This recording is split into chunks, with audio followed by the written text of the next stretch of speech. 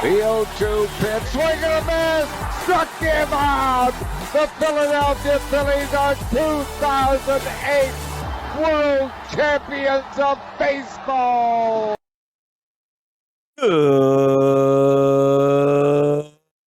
Good evening, everybody. Welcome back. Welcome back. Welcome back to another episode of the Phixated podcast. I am your host, Mike Azzolina, and I am joined tonight by a guy whose water heater is on the fritz. Regz, what's going on with that, man? I don't know. Some stupid storm did something to my water heater. Unbelievable. And now I don't have hot water. It's annoying. Unbelievable. It's ruined the whole night. It ruined the whole night. I mean, kind of. Tell the people why. It Kind only of. ruined it for me. You've had a great It ruined night. it for you. I've had a blast today. I've had a blast today. So let me take you back to, I come downstairs after showering and I have a voicemail from Regz. And the voicemail breaks my heart because we have a very special guest on tonight. Friend of mine and new friend of the show, by the way, Joe Dolan. I'll get into explaining him later. But Regz and I have been really excited about this episode. Not only were we having Joe, but it's episode 40. That's right. And Regz leaves me this like minute-long voicemail about how some storm knocked out their water heater. And that he was nervous about being on the show and the guy was going to call him about the water heater and help him try and get through the fixing of it. And he didn't want to be rude to our guest, which I respect. And I'm sure Joe is appreciative of. But we had to record the Dolan interview without Regzy Boo. It's okay. Listen, it's one of those things that happens. They did call about 15 minutes after you guys started. So my worst fear would have happened. So as much as I'm sad that I missed it, it sounds like it was an amazing time and I can't wait to listen to it myself.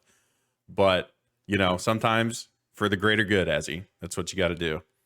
I mean, your sacrifice is appreciated and listen, I love you for it. If but you I'm want sad me to be on here. the people out there, if you want me to be on the podcast, no matter what, keep hitting that subscribe button, follow the podcast, follow us on Twitter, get us to a point where we can make this full time and get paid for it. And I will not miss it for water heaters. I promise you. I mean, you might have to miss it for a water heater at some point. Nope. Unless it explodes, I'll be here. Well, I hope that doesn't happen. But Regz, what a show. So for those of you that are listening tonight, I hope that you listen to this show and you share it out with every Eagles fan that you know. Because we were lucky enough to have, like I said, a friend of mine, I've known him for a long time, but someone that knows the sport of football in and out better than pretty much anybody that I know. You know how Regz always says to me or on the show to you guys that I'm the guy he comes to for sports all the time. Joe Dolan is that guy for me. When I need to level out and I need to flatline my emotions, I go to Joe and he either flatlines my emotions or he peaks them even higher than they are. The guy just knows, and I'm going to give you a little bit of background on him before we cut to the interview, just so you know what you're about to listen to, because this isn't just like two fans talking. This is a guy who studies the game to the extent of like what you see coaches and media, all media personnel who he's do literally this a for professional at this. He does this for a living. Yes. So he spent a year writing and podcasting and providing some on-camera work for the Eagles before, and he's continued that relationship with them. I mean, I know when the Allen Robinson deal went down, he texted me and said they basically had an article written about Allen Robinson ready to go, and it went down the drain. So he's still kind of connected all across the board there. But I think what I would focus on with Joe is this guy is the managing editor and co-owner of a very popular fantasy football website, fantasypoints.com. He's a host for Sirius XM Fantasy Sports Radio and co-host of the Fantasy Feast podcast with Ross Tucker. Just started a daily, he talks about a little bit about this next part on the show. He just started a daily YouTube show called the Fantasy Points Daily Lineup every Tuesday and Friday for the 2022 NFL season. So Joe lives and breathes it. Before we started recording, he actually said to Chris and I that by like Thanksgiving, it's like, oh my gosh, I just want to watch football, right? Yeah. Like, but that's what happens when you're so engrossed in what you do. And Joe is somebody who's so passionate about what he does and so knowledgeable. So what you're about to listen to is where his true passion is. It's Philly sports. Yes, he loves fantasy football. Yes, he loves the sport of football and he knows a lot about it. But this guy lives and breathes Philadelphia sports. And what you're about to listen to, I really hope you enjoy listening to as much as I enjoyed talking through it. There were moments during this where I like couldn't keep up.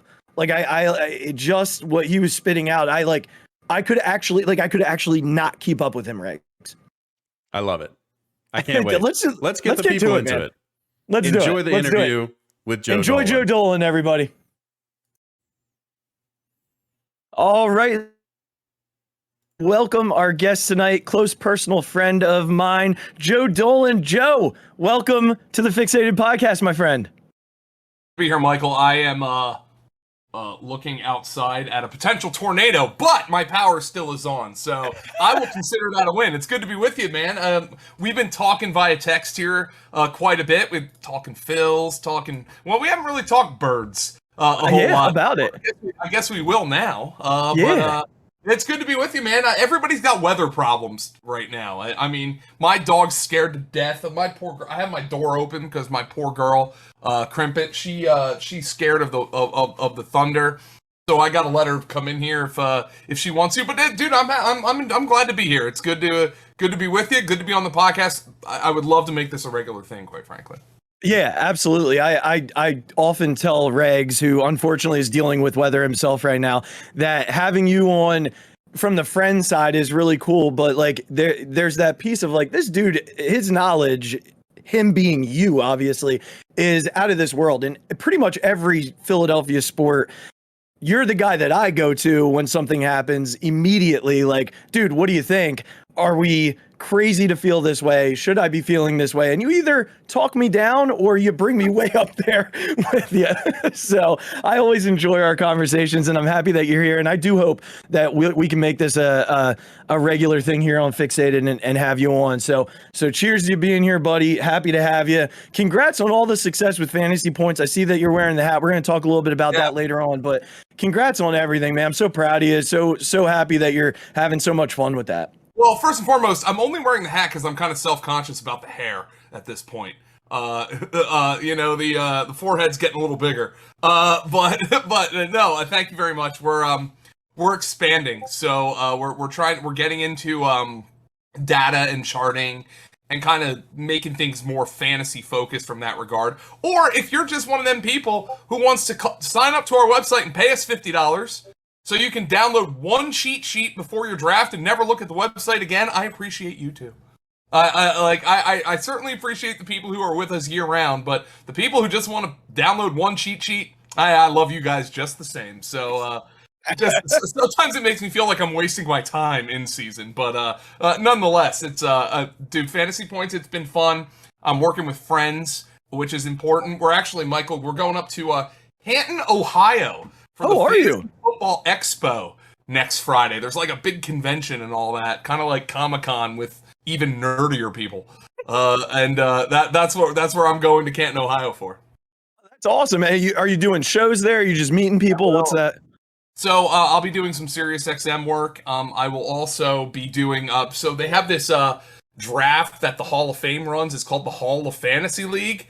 Okay. As a matter of fact, I won that league with my partner Graham Barfield last year. Won a nice chunk of change.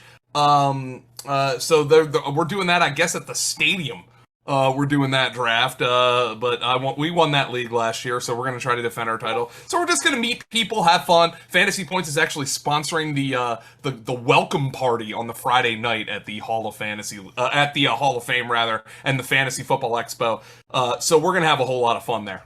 It's a blast, man. Well, again, I'm so happy for you. I know it's always been football's always been a passion of yours ever since I've known you, whether it be Penn State or Bird. So happy that you get to live out that dream and excited for you for next weekend. I'll be looking for updates, man.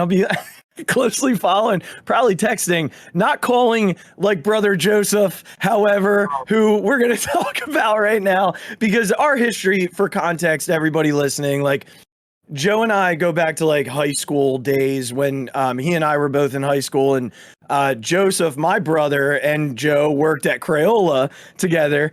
I think that even went through a little bit of college for both of us too, Joe. Am I right? It did. When I would come home for the summer, I would work at the Crayola store, my first job. And I'll never forget, it was the summer of 2002, like summer of 2002 was my first year at Crayola. I was 15 going on 16.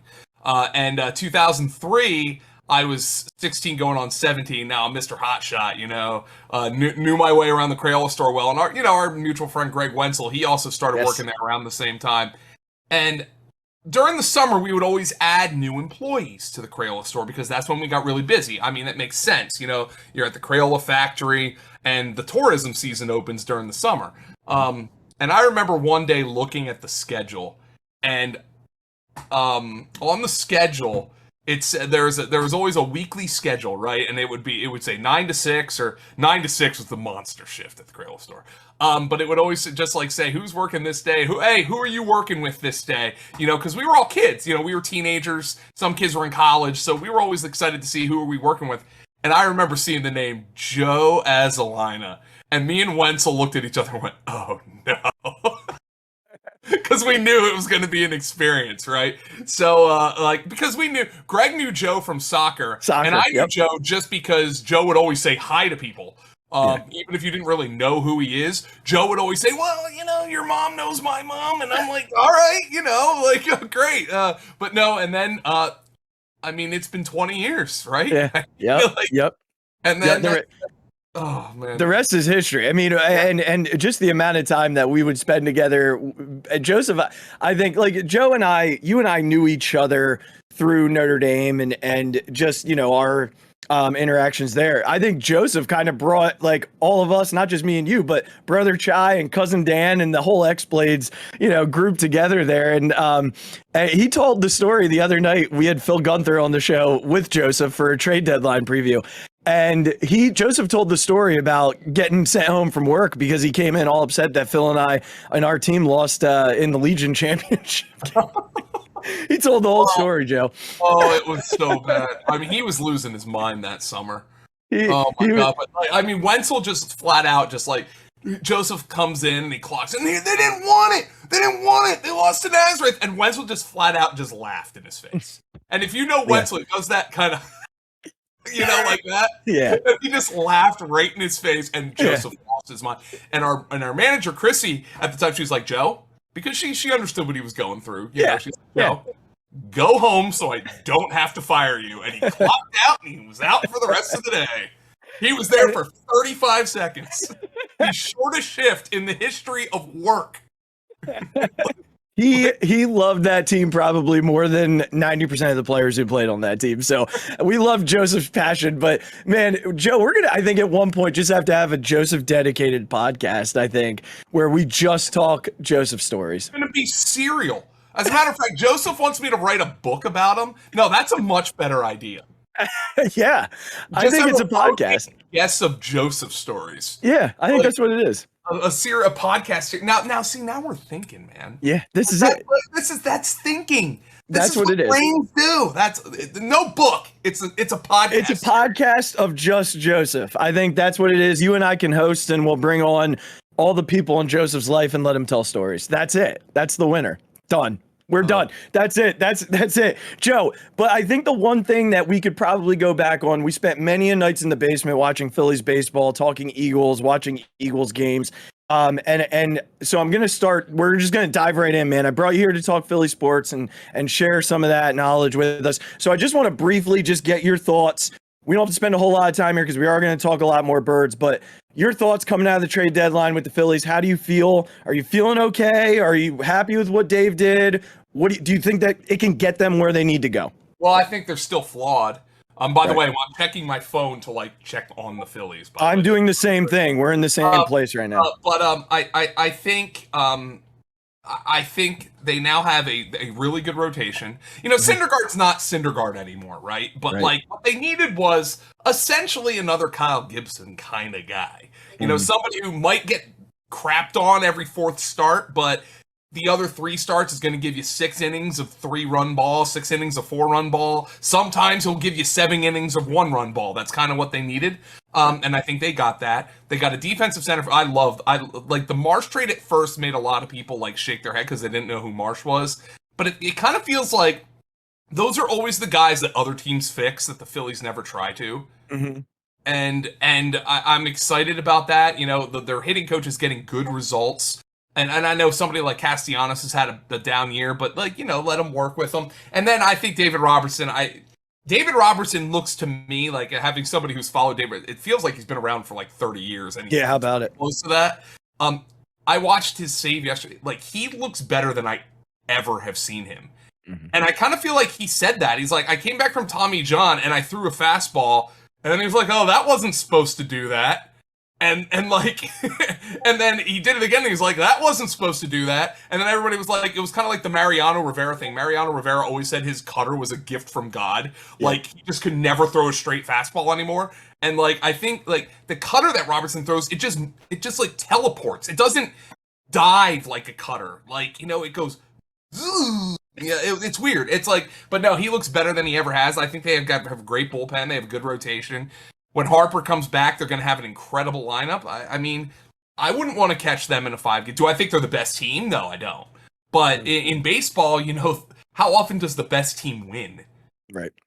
You know, like, I mean, as Phillies fans, you know, we were there for that entire run from 07 to 11. The 08 team's the one that won. That wasn't the best of those teams. No, that was the 2010 and 11 were much better teams. You know, 10 I think was probably the best. Yeah. 11, the bats started to go a little bit, but I think 10 was the best. You know, I think 9 was probably a little better because Lee was just that ridiculously good. Yeah. But, you know, the 08 team was not the best of those Phillies teams. So, you know, you get in the tournament and you see what happens. Yeah, we saw that last year with the Braves, right? Like they were certainly not the best team in that tournament. And if you're a Phillies team that gets into a 3-game series to start the playoffs, I like the chances with Wheeler. You never know with Nola. He's been much better this year, but I do like their chances with that 1-2. And then you decide from there what it's going to be in a game 3 if you need it. But I agree with you. The Marsh trade was probably my favorite of the trades that were made. And the other two, I feel like were enough to fill the voids of what they have. But I definitely need to get your thoughts on that for sure. I gotta throw this out there. Apparently, Bryce Harper, who's currently like in the booth, and he's doing a really good job, by the way. He's very natural at it. Yeah, I'm doing this on Twitter because I'm not listening to the broadcast. Apparently, he just said Trey Turner is my favorite player in the league. Yeah, he's going to be a Philly. Tampered. He's already tampered, Bryce. Oh, he's absolutely going to be a Philly, Dolan. You and I both know that. We've talked about it plenty. He's going to be a Philly. Shortstop, they'll move Stott to second base, and then that's it. The rest of, I mean, that lineup's going to be ridiculous. When that happens, emergency pod, you're on, Dolan. You're on. I'll be there. So, hey, I appreciate the input with the Phillies. We're gonna switch gears real quickly though, because I really want to pick your brain with the Birds this year. I think, you know, last year I don't think any of us really expected to see what we saw. I understand the schedule looked like at the end of the year, but they did what a team should do in beating the teams that they were supposed to beat. They became very run heavy. They became a team that depended a lot on that offensive line, and they were successful with it. They met their match come playoff time. I think that Tampa Bay defense was too tough against the run. I think Brady was going to do what Brady did because that defense just wasn't quite there at that point. But as we know, as you'll hear pretty much everywhere, the Eagles have taken last year and become one of the most improved teams in the NFL, Joe. So as we head into the season this year and you look on paper, and we know as Eagle fans, we've experienced this before, Dream Team, that you don't win just based off of what Howie does in the offseason. It's all going to happen on the field. So I want to start with the strengths of this team coming out of the offseason, coming out of the draft. How are you feeling about this team in general, and what strengths do you see that could make this team successful? The thing about the Eagles that almost scares me is, like, I don't really see a huge weakness on the team. Mm-hmm. I mean, the strength is obvious, and it's the strength that they've tried to establish, and it's Howie Roseman's philosophy. Their strength is in the trenches. You could argue they're too deep at both offensive and defensive line. There's teams who aren't one deep on offensive line. It's really special, and I think that really makes your floor really high as a team. And I think we saw that last year because the Eagles were a very flawed team last year. Their defense didn't really rush the passer all that well. Outside of Darius Slay, their secondary wasn't very good. They had no linebackers. On offense, Devontae Smith was their only really good wide receiver. Outside Quez Watkins, who's a good player, but he's a certain kind of player. And Jalen Hurts was up and down. And now look, the fact that Jalen Hurts was up and down and not only down is fine. I mean, he was a second-round pick. He wasn't expected to produce like a number one overall pick. But, this year they've addressed every weakness that team has. They brought in A.J. Brown and Zach Pascal. Their wide receivers are deep now. Mm-hmm. You bring in Hassan Reddick. Brandon Graham's back. You draft what? You bring in Nakobe Dean. You sign Kaiser White. Your linebackers are deep now. You sign James Bradbury. I've heard good things about Marcus Epps, which might be one of the reasons they didn't they did aggressively pursue safeties. They tried to sign Marcus Williams, but I think that was to replace the other guy, Anthony Harris, who they ended up bringing back. I don't see a glaring weakness on their roster. There's some areas where they're average.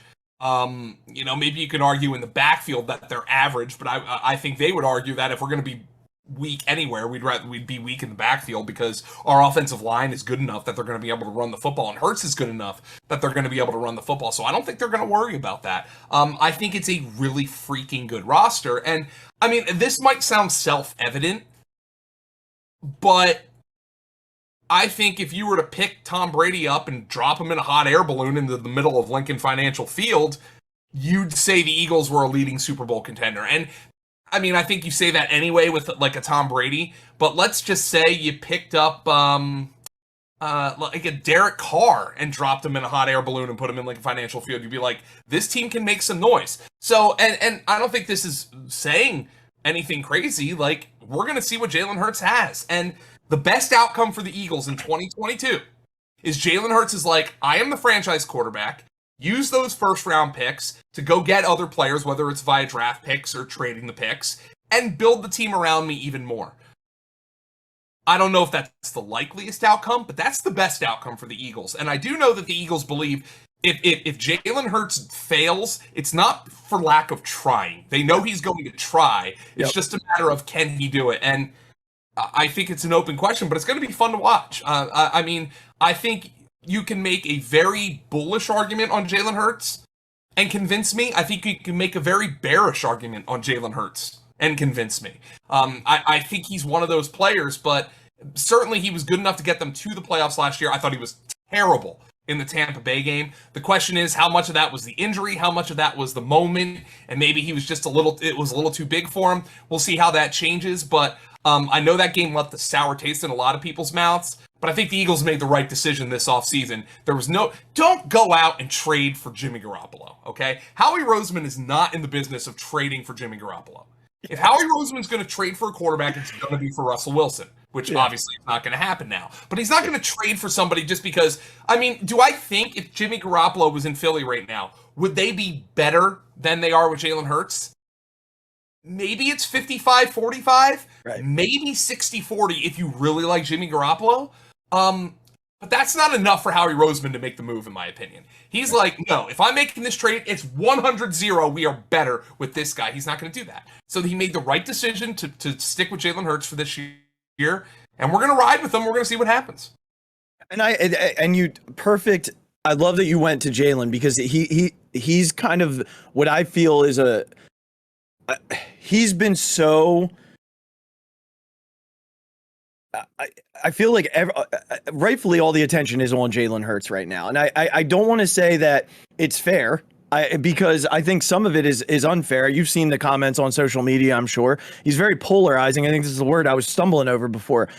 There's such a polarizing piece to what Jalen is being expected to do. And I'm wondering, what are the right expectations for him? What is it that you look at the end of the year, Joe, and you say, Jalen Hurts is the guy we're moving forward with. What does he have to do? What's the fair expectation? Because I don't think it's fair to say he's got to win a Super Bowl, and we've seen that from people. No. So what is fair? I would say, barring like uncommon circumstances, win a playoff game. Okay. But as we've seen with like somebody like Jimmy Garoppolo, even that's not enough. Right. I think clear improvement where they don't have to change the offense the way they did last year.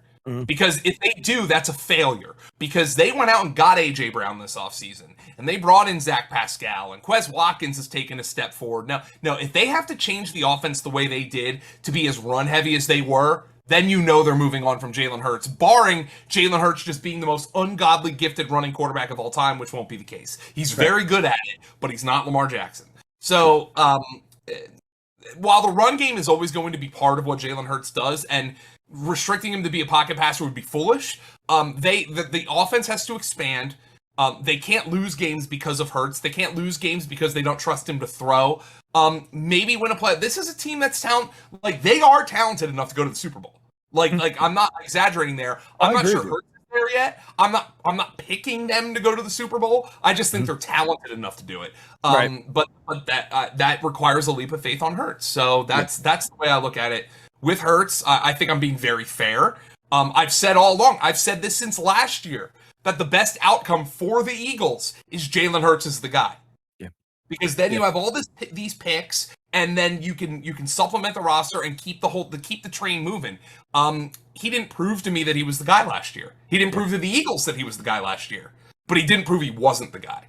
But if he doesn't prove he is the guy this year, then they're going to move on. This will be 2 straight years where they're like, I'm not sure. No, if it's I'm not sure for 2 straight years, then he's not the guy.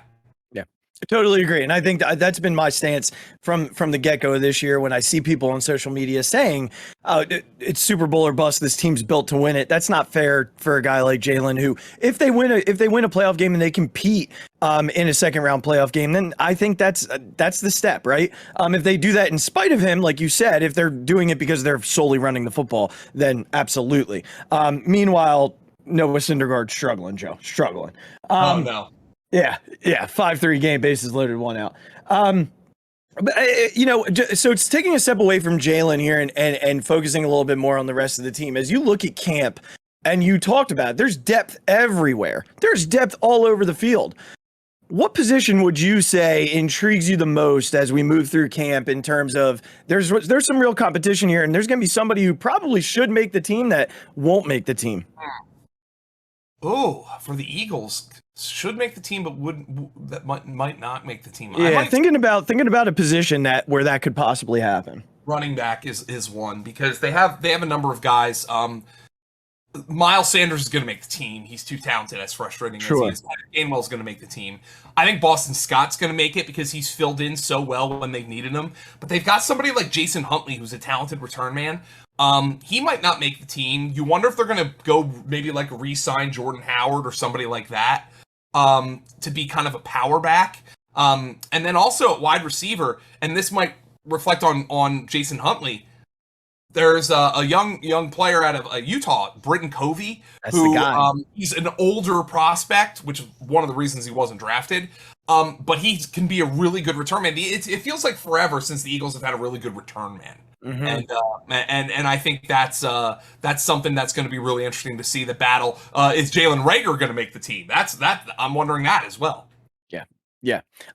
Britton Covey's been a guy that I've been really high on here on this show, and just talking about the Birds with some other friends. I just love, he's kind of got that slot position written all over him too. I've seen a lot of reports of him being really smooth in and out of his routes at camp.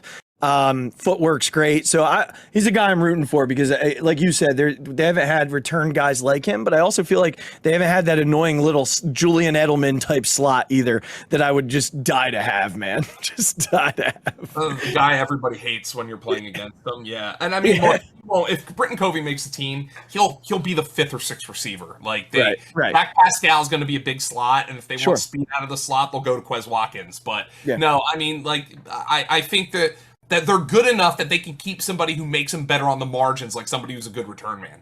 Yeah. Is there, so he's a name I feel like a lot of people might not know. They probably know from hearing me talk about him on the show. If they've been listening over since the draft, he's a guy I've talked about a couple of different times. Is there another name that you would tell Eagles fans, hey, pay attention? You might not know this guy, but here's a guy that you should know about on this roster besides Britton Covey? Yeah, so I mean, I would think Eagles fans who are in the know definitely know this name, because he was their 6th round pick. But his name's Grant Calcaterra. He was a tight end who used to go to Oklahoma. He had to retire because of concussions, which obviously, not necessarily the most heartwarming thing that he comes back. He goes back and he goes to SMU. Now, this guy, a couple years ago, before the concussions forced him to retire, was considered like the next great receiving tight end prospect. Now, he's been dealing with a hamstring injury in camp, but the Eagles were one of the healthiest teams in football last year.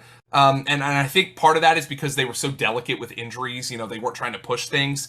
So I'm not really concerned about that. But he's somebody who I think will be the number 2 receiving tight end behind Dallas Goedert. Don't be surprised if he makes a couple of plays. Yeah, interesting that you said that. I had him written down next to Covey on my list here, just because of what you said. There was a lot of hype around him before he had to retire and step away from the game, but and he's gotten good reports up until the hamstring. There was a lot of hype around him that he was having a really nice camp, and definitely got to be excited about. I'm glad that you brought him up. Let's turn over to the coach here real quickly before we jump into some prediction stuff. Nick Sirianni, year 2, came out and said to the media before camp started that he's going to turn more CEO, and he felt like he did that last year when things started to go well. He stepped away from play calling a bit more and is going to do that this year and turning into the CEO style head coach. I've heard a lot of different reports on some other shows and through the media that he runs a really good camp. No one's standing around. He's all over the place. He's coaching corners. He's coaching receivers. He's coaching D-line. He's everywhere. So your feelings on Nick Sirianni as a CEO coach and just, going into year 2, what's your vibe around Nick Sirianni? Well, you know what? I want to see more from him, but I think it speaks to Nick Sirianni that everybody made fun of him because he kind of stuttered his way through his opening press conference, which didn't rub me the right way. But he comes from that, and then they come out, and then they have that great opening game against Atlanta.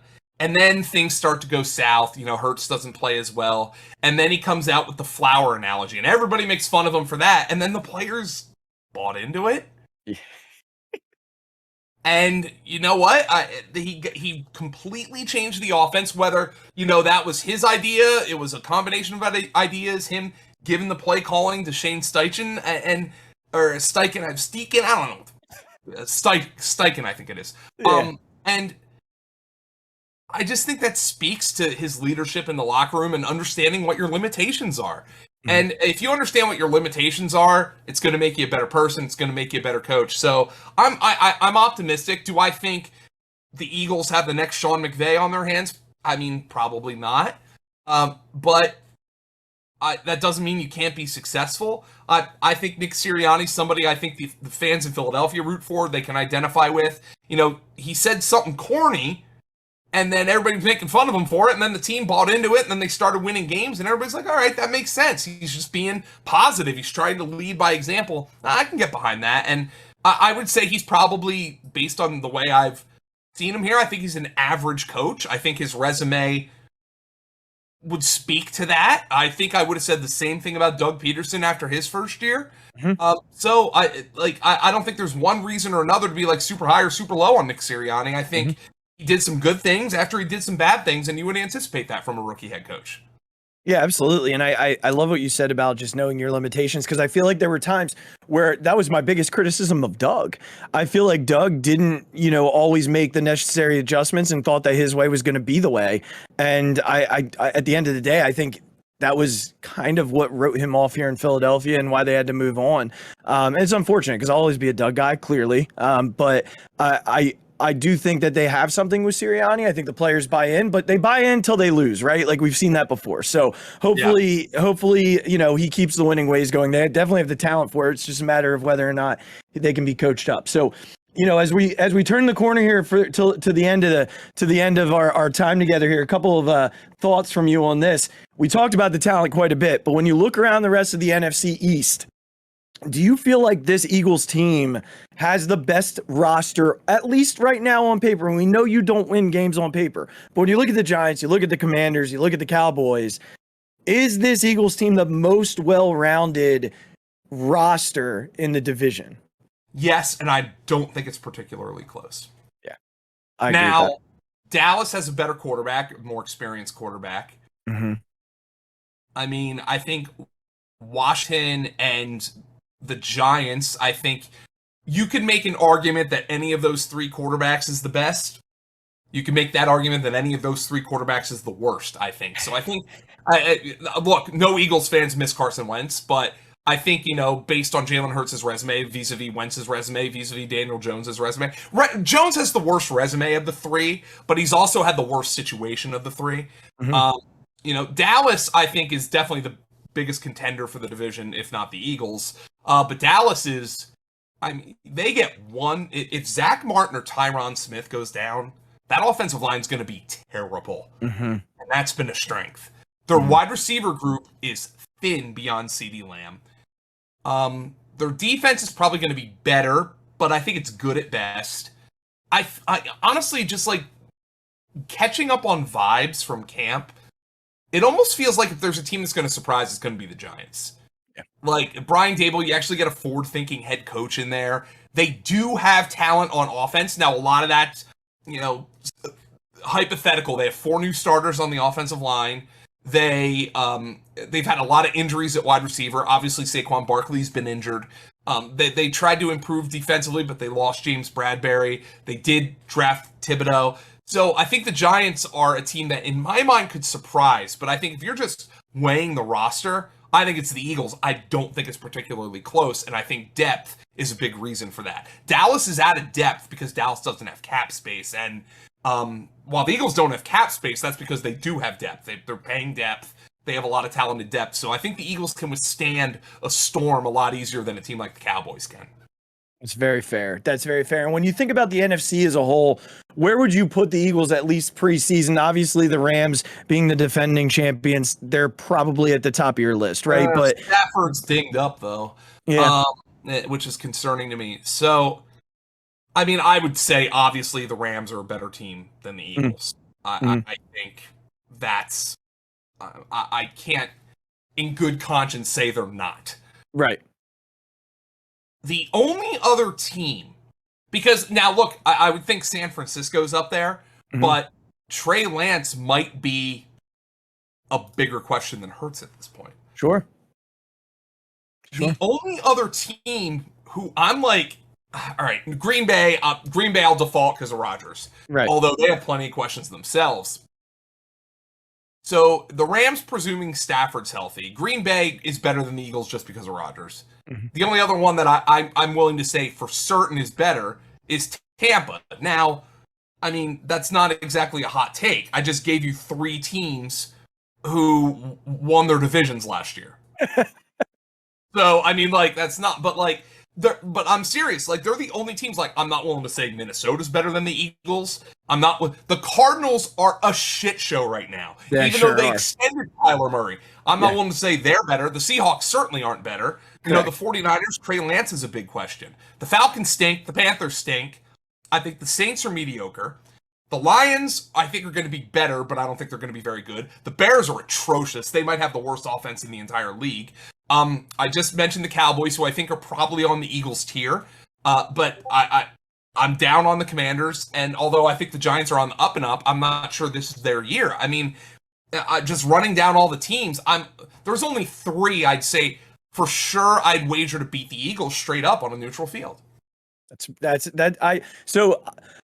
I probably, before hearing your description, wouldn't have put the Packers ahead of them, but I understand the rationale with Rodgers being Rodgers, right? It's only... you just compare the two teams, and Rodgers is the separating factor, right? Sure, Like, I mean, sure. he's just that good. Now, I don't know if you've done this or not, but I'm going to kind of put you on the spot here. 17-game season. How many wins do you feel like the Eagles walk away with? All said and done, let's anticipate pretty good health. Make that prediction. How many wins would you say is a fair number for this team going into the 2022-23 season? Let's do this scientifically. Let's go through the schedule. I love it. At the Lions win. Home against the Vikings on Monday night. I'll give them a win. Tough game. Okay. Yep. At the Commanders, I think they're better than the Commanders. I'll give them a win. Home against the Jaguars. Emotional game, but I think they'll win. At the Cards, let's give them a loss. They're coming off the emotional game, so 4-1. Yep. Home against the Cowboys, I'm already telling you I'm going to have them split with the Cowboys and the Giants. So home against the Cowboys, they'll win 5-1. Home against Pittsburgh, they're going to win 6-1.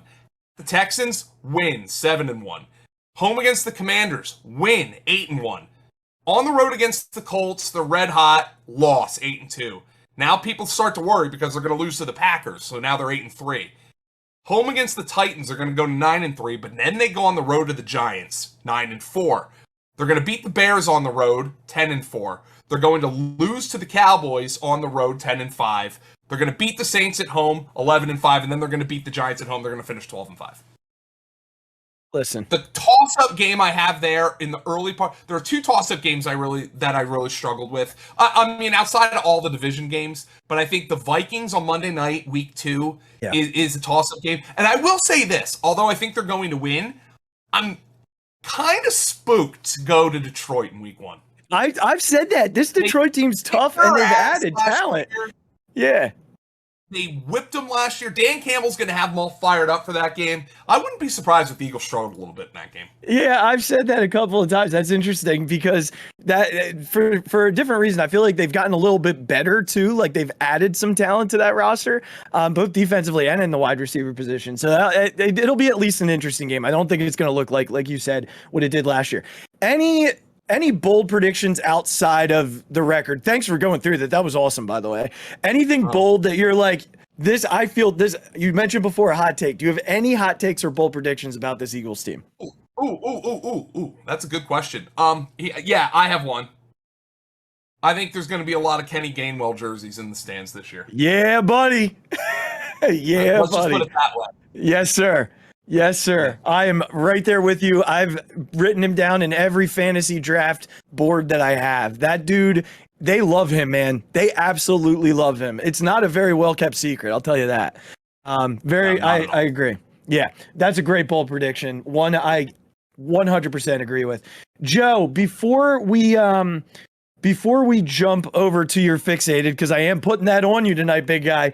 I can't have you on here without, like, the listeners are going to say, you had this like amazing fantasy guru on your show and you didn't give us even one tip. So Joe, I need it. I need at least one good fantasy tip for the Phixated people out there. All right. Well, first and foremost, draft. I'm into Kenny Gainwell this year. He's one of my favorite mid-round running backs. One thing that I've just consistently heard, I'm talking to my guy, Andrew Callahan, who writes for the Boston Herald. He has been pounding the table for Ramondre Stevenson this year. Okay. If you're looking for a middle round running back, go get Ramondre Stevenson. That's one thing that I've really started to do a lot of. There's one wide receiver who, okay, Mike, let me throw this out there to you. Let me put you on the spot. Okay. What if I were to tell you that there's a wide receiver who's 26 years old? Okay. Is in his 4th year in the NFL? Mm-hmm. Is coming off a 100 catch season? Mm-hmm. As a Pro Bowl quarterback, just got extended by his team, and is now an 8th round pick. Which one of those things doesn't add up to you? The 8th round pick. Yeah. Who is it? Do you know who it is? No. Hunter Renfrow. Oh my gosh! Yeah. How about it? Now really? I understand why he's fallen down. They went out and traded for Devontae Adams. Yeah. But I'm gonna be cliched here, but it's true. Who's the head coach of the Raiders? Josh McDaniels. Josh McDaniels, yeah. Where did he used to be? Well, in New England. Right. Yeah, with all those slot receivers. Where have white slot receivers gone to thrive? New England. Draft Hunter Renfrow. Yeah, okay. There it is. I love it. Look at those. Look at those fantasy takes. Thanks for doing that, man. Appreciate it. I told you I wasn't going to do it to you, but I had to. I was going to get crushed. Hey, before Phixated, actually, you know what? Let's do the Phixated. What is it that Joe Dolan is fixated on tonight? Multiverses. Bet you you didn't expect that one. Didn't expect it at all. Everything is a multiverse. It's like every time you turn a damn television show on, there's 14 different main characters played by different actors, but they're all the same person. And it's the biggest cop-out. Like, I don't get it. It's the biggest cop-out ever. Oh, this character died. But don't worry, he's alive in the other 999,000 multiverses. I don't know. I know, like, for people who are into comics, they're, like, talking to me like I'm an idiot and all this stuff. But it's one of the reasons I can't get into the new wave of Marvel movies. Because there's people going through portals and shit. I don't want to see that. Give me a damn story.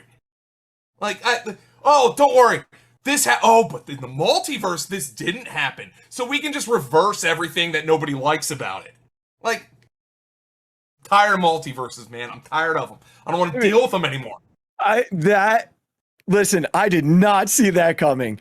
And I'm so happy it was what you were fixated on. We probably have a group. I've been fixated on it for a while. You know, we're watching all the Marvel TV shows and Loki's living in 37 different dimensions. I don't care. Focus on one dimension. Keep it in one dimension and let's move along. That's it. That's the Joe Dolan Phixated for the night. That's fantastic. Hey, Joe, before I say goodbye, go ahead, plug the site, plug your Twitter, plug anything you want to plug for people who may not know where to find you. FG_Dolan on Twitter. You can find me at fantasypoints.com. You can find me on SiriusXM Fantasy Sports Radio on occasion. I'll be there at the Fantasy Football Expo next weekend. I'll also be co-hosting Game Day with Paul Kelly 1 to 7 every Sunday during the NFL season. And I just started a new YouTube show called the Fantasy Points Daily Lineup, which I do every Tuesday through Friday at 9 a.m. Eastern on YouTube, and then, of course, on demand. So I am a busy man, my friend, and I need another glass of whiskey. So, cheers, brother. Hey, cheers, man. I want to just say thanks once again for coming on, and I would love to make this a regular thing. Would love to have you back on and talk Philly sports with Regz and I in the future, because this was a blast, dude. It flew by. I mean, I looked at the clock and I was like, oh my gosh, we've been talking for like 35 minutes and it absolutely flew by. So, Joe, thanks so much, man. Delay, by the way. Oh, that worked out. Yeah. That worked out. Syndergaard's probably done. Yeah, he didn't pitch so well, but guess what? He gave him 5 innings, a 4-run ball, and they have the lead. They sure do. So if they get rained out, there. The big W. That's a big W. That's all that matters. That's all they need right now. All the game. It's 4.5 innings. Call it. Joe, thanks so much for coming. Thanks for coming on, man. It's so much fun, and I do hope you get to come back at some time soon. At some point, we'll get you back in. We got to do that Joseph podcast series. That's the way to tell the story. That's the way to tell the story. Listen. I think that's it. I think that's what we do. I think we just talk about having multiverses.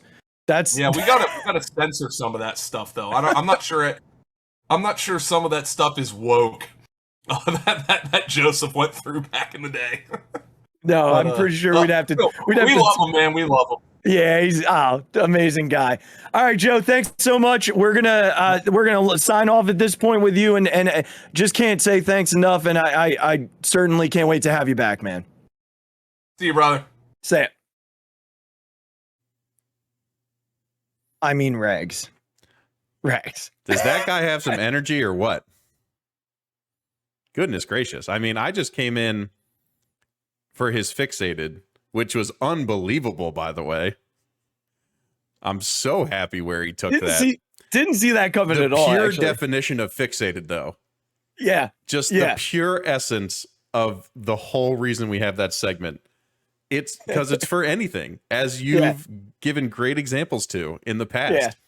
Yeah. It's just fantastic. I don't know that I'll ever be able to do another Listen, Phixated. sometimes you just kind of tip the cap and, you move on with your life. I mean, I really hope that everybody enjoyed listening to Joe and his view and perspective of the Eagles. I definitely snuck in a little fantasy football. So if you're a fantasy football player, I hope that you listen to what Joe says, because you don't have the career that he has if you don't know what you're talking about. Go check out the website.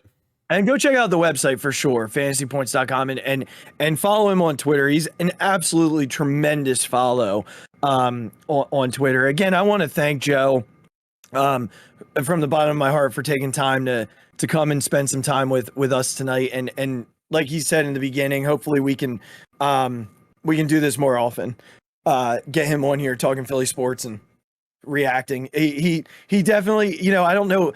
Regz, one thing that he said, and this is about the Phillies, and you're going to love this. Do you know Bryce Harper is in the booth tonight? I did. Okay. So he's like talking about Trey Turner in the booth. I saw this. And I how I feel. The dude is straight pandering. Listen, this is how he got JT here. He is straight pandering. He is pandering. The pattern is the same. And so Joe talks about that pretty briefly, like in the middle of the show. Yeah. And I said, if he comes, we're doing an emergency pod and you're on. And he's like, oh, I'll be here. Absolutely. I will be here. We got him on for the Eagles. If the Phillies get to the playoffs, we might have to bring him back, maybe with brother Joseph, for a Phixated podcast. The internet might explode. Just instantly. As soon as I hit the record button, my computer just might catch fire. It might melt down. I don't know that there's enough. There's not enough you and I might just in the world. We might just have to leave if the two of them are on together. Yep, we might just have to leave. But again, hey, Joe, thank you so much. We hope, Phixated Nation, that you guys enjoyed this show as much as we enjoyed recording it. But before we go, Regz, permission for us to do a mini kind of Phixated ourselves. Dude, we're the damn host. We can do whatever we want. Yeah, you're right. You're not wrong. You don't need permission from me. So do you know what Sunday is? I sure do. You want to tell the people? Do you want to tell the people? You tell the people. Wow. Yeah. How about it? Look at us. See, this is why we did this. This is why. So Sunday would be the 1 year anniversary of the Phixated podcast. Wild. The 1 year anniversary of the Phixated podcast. So we'll release this. Can you believe tomorrow. It's been a year after it took me 6 months of badgering you to do this? Well, what's crazy is I'm sitting today at the same leadership summit that I was sitting at last year. That is what made me do this. That's right. And the guy said, you do that, you will regret the things that you don't do, and it's worth the falling, it's worth the failure. It's you know what I mean? And that was always my fear. I don't know if I'm going to do it well. And Regz, I got to say, man, I think we've done it pretty well. I mean, obviously I'm going to agree, but I think the people would tell you and that we've been doing a great job in our own personal opinion. I mean, we're a year in. We joked before the show. Regz had an accidental error, right? It was funny because he's like, "Oh, this is episode 40." I said, "Well, technically, it's 41." Yeah, I didn't even put it together. I didn't even realize when I was doing it. But it makes sense because it was an emergency pod. We counted that as episode 39 and a half. We did. So that tonight could be episode 40. And as I look back on the year, we haven't had and I think this is what makes this so great. None of our teams have won a title. Nope. 2 of the 3 teams that we follow the closest got to the playoffs and lost in the first round and the second round consecutively. Yep. Right. And the other team, and the team that we're probably most passionate about, didn't even get in and are on the border this year. And has a 10-year drought. Yep. Correct. And here we are, 40 episodes in, loving it every week. It's one of my favorite parts of the week. We've gotten such incredible feedback about the show. What did we talk about the other night? We had 40 downloads or something like that on the last episode, or something crazy. I mean, it's just been crazy consistent with the number of downloads and even the YouTube episodes, like randomly, one of them hit like almost 50 plus views, It's which is nuts. I mean, who wants to look at my face? Well, listen, at least you're in shape and, can say that. I'm just this big hunk of guy sitting over here, not knowing You're a stud. not You're a knowing stud. more What about did sports than you do. But listen, what did I call you earlier? I called you big sexy, and I you mean did. it. You did. I mean it. It always makes me smile. Listen, what a special thing we've gotten a chance to do. And I really hope this thing continues to grow. And it's a reason for us to get together, and we talk about that all the time. Like, it's a reason for us to talk every week. We're updated on each other's lives and kind of in the loop on everything that's happening. But it's been such a nice release to talk about something that we both love so much.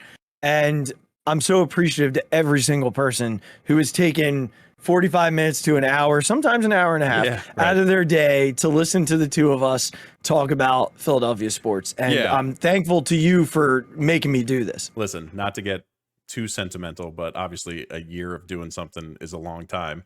And we've been friends for a very long time, so I feel like I can get a little sentimental. But the 5 to 10 minutes before we even press record are some of my favorite times, because we just get to talk to each other about what's going on in life and how we've been doing this week, or what's up with the job, with the wife, with the family, whatever else is going on, the softball team, the travel baseball team, right? Mm-hmm. All that stuff. And COVID was like a tough time because we didn't get to see like our group of friends a lot. Everyone was, of course, dealing with their own things and making sure their families were all right. And so you, of course, you went into a bubble, literally, and sort of didn't talk to many people. But it was, and we talked about this on episode 1, that when I had the idea for these couple podcasts, it was because I had been told that I'm pretty good at this public speaking thing, that I can carry myself in these sort of situations. And I just sort of thought, what do I care about outside of my family and all those things? And it was golf. It was video games, which we're going to bring that video game podcast back eventually. And it was the Phillies and the Eagles and Philly sports. And so, of course, when we got the golf thing going, we got the video game podcast going. That's when it was like, well, of course there's going to be an Azzy podcast. And the fact that it took me 6 months to just convince you to do it, and now we've been doing this for double that time. Like, I don't know where a year has gone, to be quite honest. Mm-hmm. Like, it seems like it's been that quick that you got like the light and the table downstairs and the microphone and, the setup. And we've been doing this for that long. And it's just, again, the Thursday, Wednesday, we do Two-Way Miss, which we just had a new episode of. So check that out.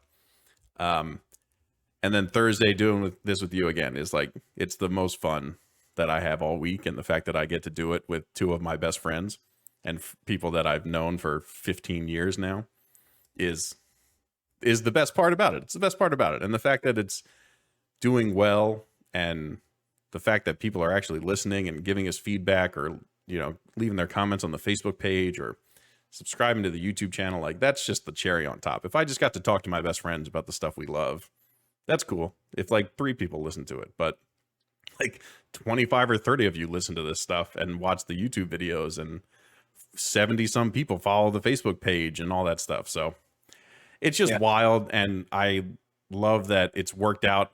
I think what I'm most proud of is that you're proud of it, because I know how worried you were about it. Again, not because of any reason. I always knew you would be great at this and that this would be successful, in the little way that we look at success for now. But I'm so happy that you're happy with it, and that it's worked out how you wanted it to, and that you continue to be excited about it and want to do it. That's the part I love almost as much as everything else. So it's been great. We're not stopping. We're figuring out some stuff on the logo side. We're going to figure out that merch stuff. We're going to keep this thing moving and grooving. And look, a lot of things start from nowhere. Podcasts start out of nowhere all the time. And why not us? And we're just going to keep on grinding. Yeah. I think, one last quick reflection here before we go. It's, a year, like you said, doesn't always seem like it should have gone as fast as it did. Yeah. And, you know, this year was long for me in a lot of ways. Yeah.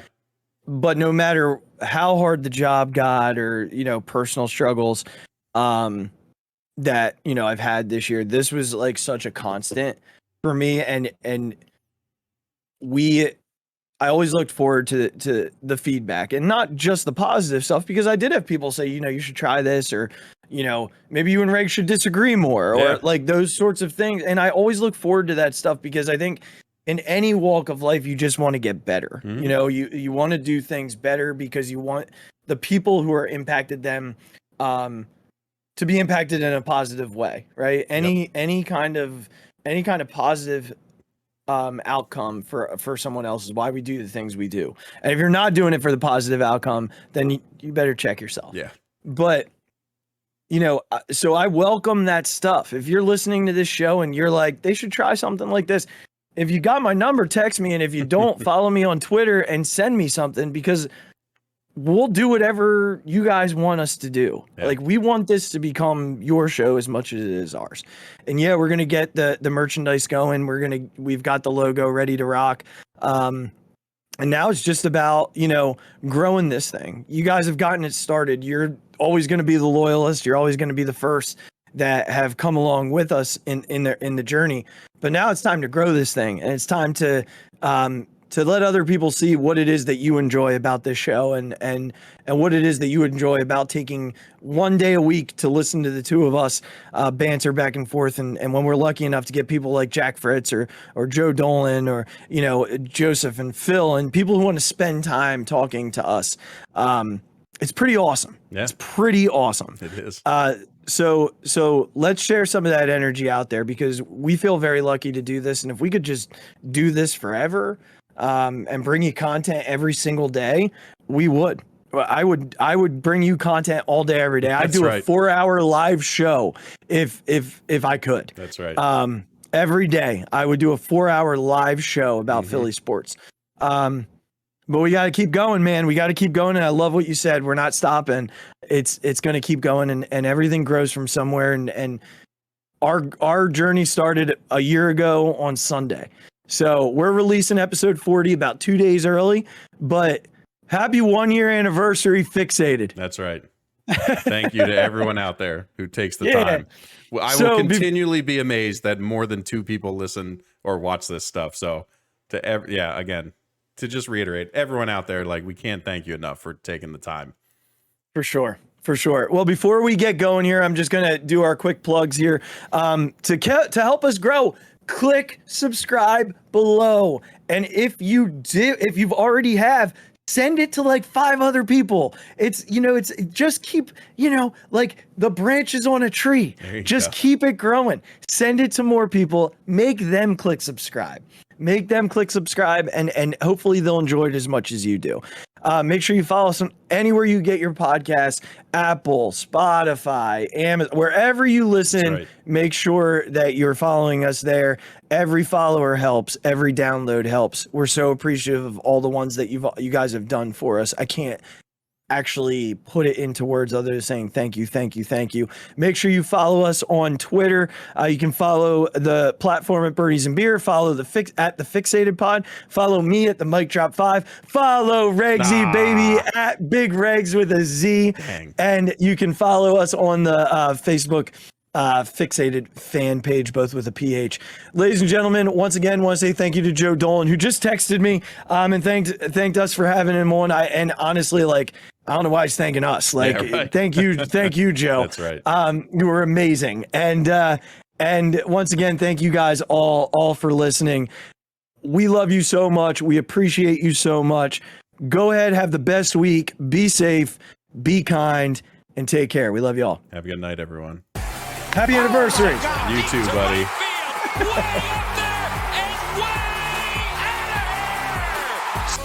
The Philadelphia Eagles are Super Bowl champions. Eagles fans everywhere, this is for you.